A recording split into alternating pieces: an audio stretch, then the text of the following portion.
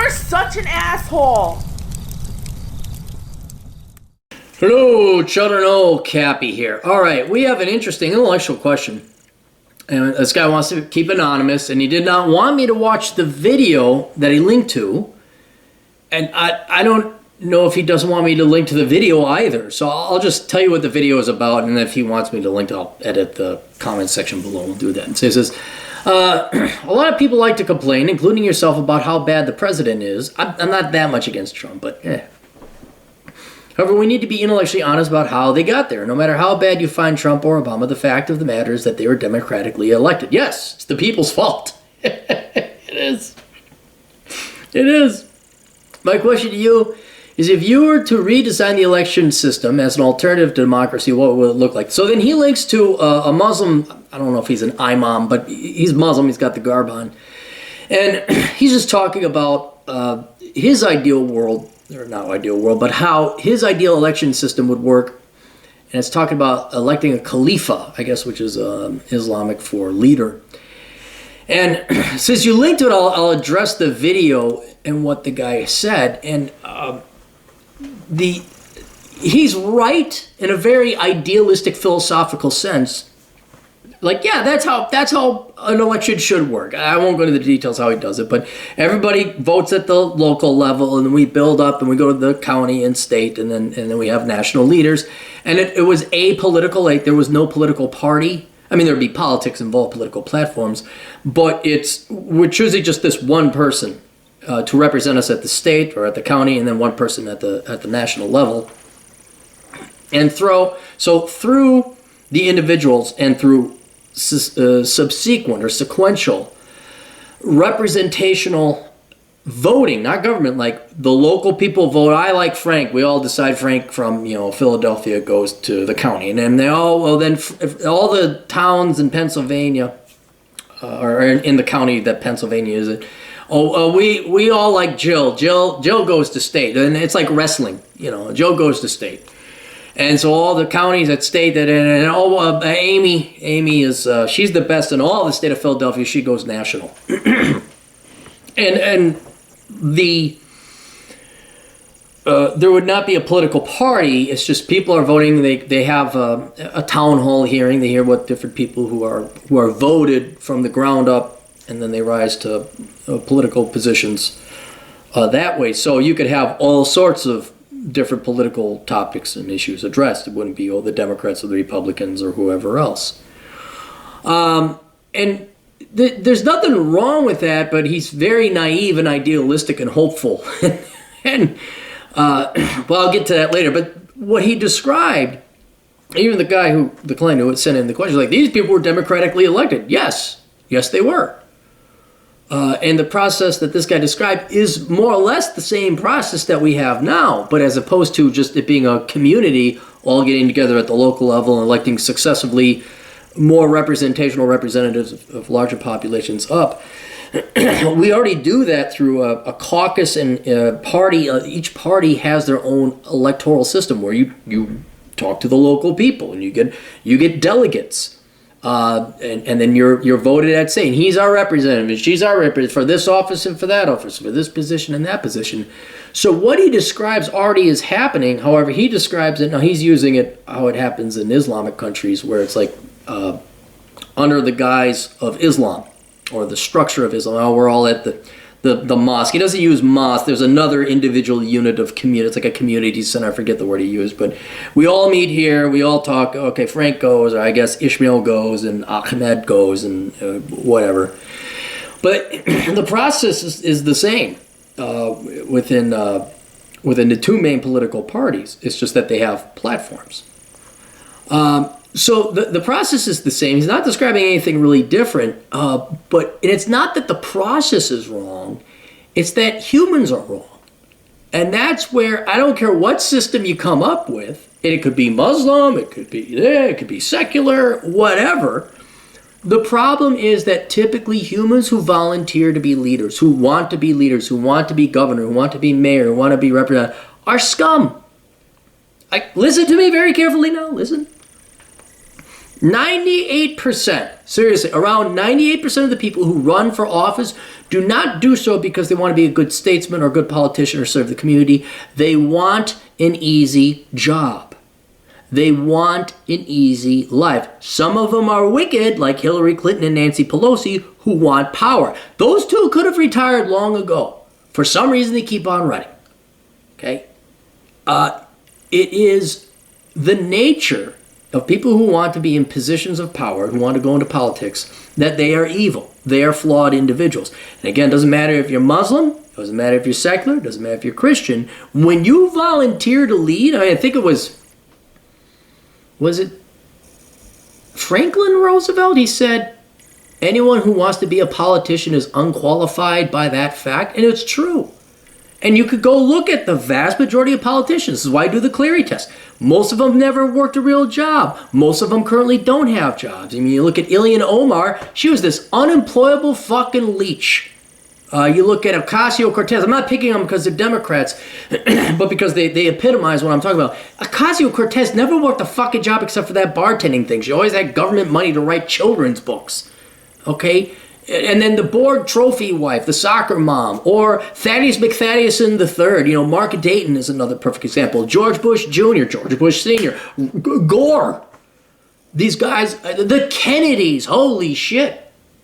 All right, these are all lazy people who don't want to work a real job and think it'd be fun to be politicians. And then some are those are just lazy parasites. Then you get people who want to be in control. The governor of Michigan, Meg, whatever her name is. They're power-hungry control freaks that get off on telling people what to do and can't do. Newsom might say. I'm sure, I don't know Newsom's background, but I'm sure if we look it up, he didn't work hard. He didn't do any landscaping. He didn't put in retaining walls. He didn't work at McDonald's. I bet you're going to see a very privileged, pampered, lazy individual who just wanted to be a politician. And you could telltale sign is when they start running for office when they're in college. Like when they, not running for actual office, but they're majoring in political science. They graduate and I'm going to run for city or state something or other. Right?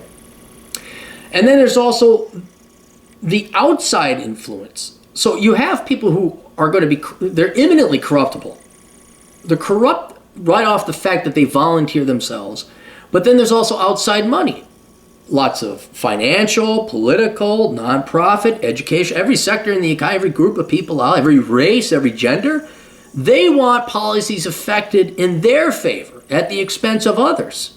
And so what they're going to do is that a ton of money is going to come in, and you're going to further corrupt these people who are already very prone to corruption, if not completely corrupted themselves. There's only 2% of the people that truly run selflessly and don't need the fucking money, that have no interest in either the money or the power. And so, I mean, what would ideally, you hopefully, this is why I have the Cleary test, and I'd say, no, if I was to run a political party, it's no, you can't be from a rich family. You had to major in something worthwhile. You have to have real-world working experience. We'd have standards, but no one's going to vote for my party anyway. So it's not, the process, there's nothing wrong with the process. That's a fine process. But it's the people that it attracts. It doesn't screen people out. It doesn't have a standard for anyone who could become a Democrat or run as a Republican. And then also with the financial interest to corrupt and influence politics, you're going to have all the money in the world flowing in to advocate this person, advocate that one, Muslim or not, this system or not, that system or not.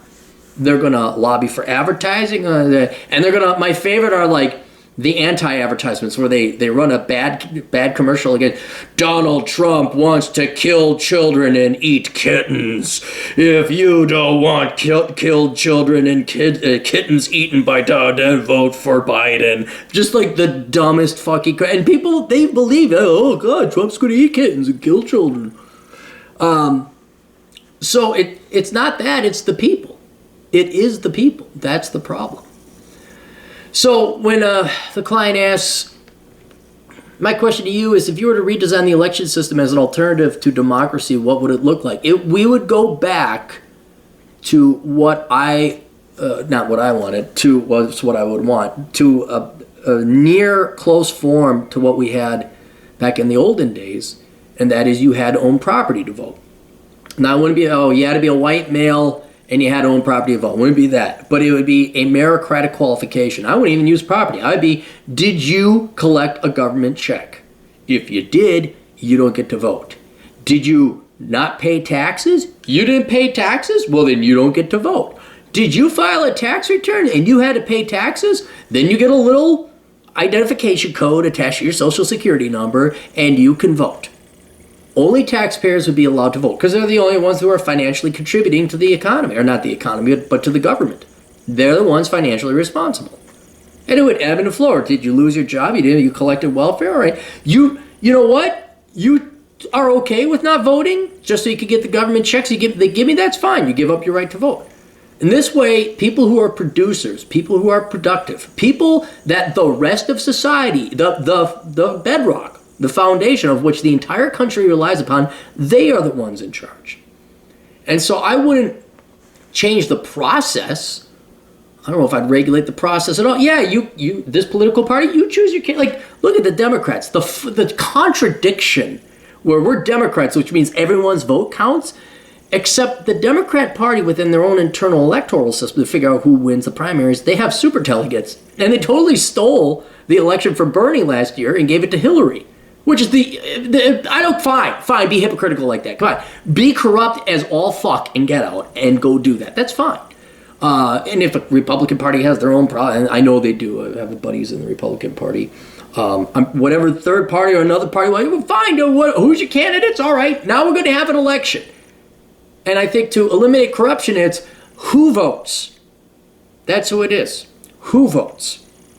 Not how do we come up with candidates. And about the only other thing that I would add to it, because that addresses the quality and caliber and the wisdom of voters, right? It's not just a bunch of people voting for more gimme-that's. I would absolutely put in term limits and payment limits. That, like, you get, and not only term limits for this one position, you get at most 16 years in government office. That's it. I don't care if you're the dog catcher for 8 and then you're president for the next 8. After that, you're done, Hillary. Right? You're done. And now you go work with the rest of the people. Okay? Now you go back to being a contributing member of society. You are not a career politician. And then payment, like, nope, you are not. You better have some money on the side. You better do this also. And we'd be auditing you every fucking year. Geez, Bernie, you only make $120,000 as a rep here. How the fuck do you have 3 houses in the Hamptons? That's interesting. Oh, look at this. Guess there's some jail time for you. Dear citizens of, where's he from? Vermont, vote in another candidate. It's that simple. It'll just be that simple. That's how I would do it. So, I mean, he's ideal. This is another thing. One of the drawbacks, I don't think he thought about this, is it's all one entity, so now you have a monopoly. And as much as I'm sure you guys hate the Democrat and Republican parties and the two-party system, at least they fucking keep each other in check and are at each other's throats. Just one party? No. No. So, yeah, my system is based on knowing humans are scum, knowing they're evil, and knowing the people who want to run for office are a special level of evil. And the guy who came up with this idea, it's very nice. Yeah, it's all pies and puppies and let's clap and sing kumbaya. It won't work. They'll get corrupted in the first year. So, all right, there you go. Questions, answers, AstroConsulting.com. We'll see you guys later. Toodles.